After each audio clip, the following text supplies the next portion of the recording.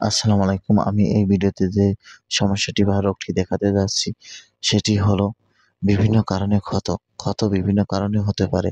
আঘাতজনিত কারণে হতে পারে, রোগের কারণে হতে পারে, মশা-মাছি বা পোকামাকড়ের কামড়ে হতে পারে।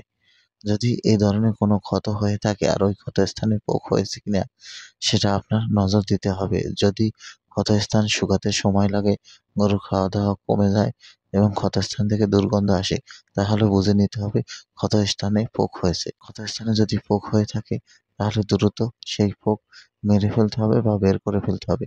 যদি আপনার এই কাজটি না করতে পারেন তাহলে একজন টেকনিশিয়ান বা ডাক্তারের পরামর্শ নিবেন। ডাক্তারের পরামর্শ অনুযায়ী কাজ করবেন এবং পোক বের করার পর ওই স্থানে ঔষধ দিতে হবে এবং অ্যান্টিবায়োটিক ও ব্যথানাশক দিয়ে গরুটিকে সুস্থ করতে হবে। তা না হলে গরুটি আস্তে, আস্তে নিস্তেজ হয়ে যাবে। আমার ভিডিওটি যদি ভালো লাগে প্লিজ লাইক, শেয়ার, কমেন্ট।